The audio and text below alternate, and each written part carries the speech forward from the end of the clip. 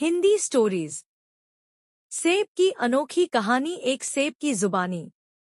मैं एक सेब हूँ। एक दिन एक किसान ने मुझे बड़े प्यार से अपने हाथों में उठाया। उसने मुझे सावधानी से चुना, जैसे मैं कोई बेशकीमती खजाना हूँ। मैंने सोचा कि मेरी यात्रा यहीं समाप्त हो जाएगी, लेकिन असली यात्रा तो अब शुरू होने वाली थी।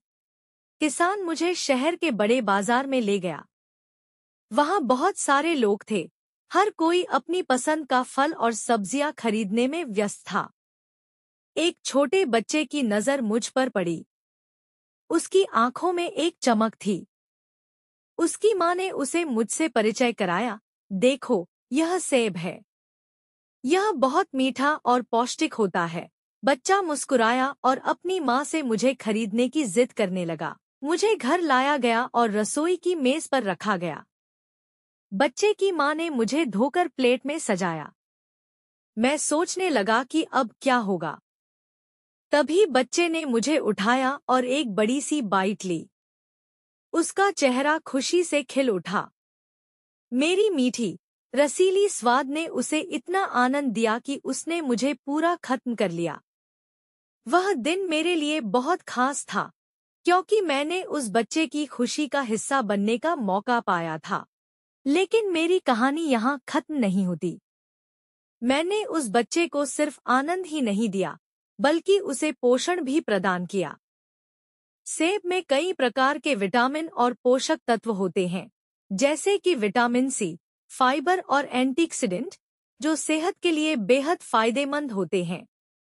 मैं सिर्फ एक साधारण फल नहीं हूँ, बल्कि एक स्वास्थ्यवर्धक खजाना हूँ। मेरे बीजों को बचा लिया गया और कुछ दिनों बाद किसान ने उन्हें फिर से बगीचे में बो दिया। यह मेरा पुनर्जन्म था। अब मेरी विरासत आगे बढ़ेगी और आने वाले समय में मैं एक नए रूप में फिर से जन्म लूंगा और किसी और के जीवन का हिस्सा बनूंगा। इस तरह मेरा जीवन एक चक्र की तरह चलता रहेगा।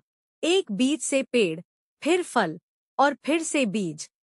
निष्कर्ष, मेरी यह अनोखी यात्रा न केवल मेरी, बल्कि हर सेब, एप्पल की कहानी है। हम सिर्फ फल नहीं हैं, हम प्रकृति की ओर से एक उपहार हैं, जो न केवल स्वाद और ताजगी लाते हैं, बल्कि सेहत भी बनाते हैं। इसलिए अगली बार जब तुम मुझे बाजार में देखो, तो मेरी इस कहानी को याद करना, क्योंकि मेरे भीतर एक पूरी दुनिया है, जो तुम्हारे जीवन में मिठास और खुशी भरने का इंतजार कर रही है।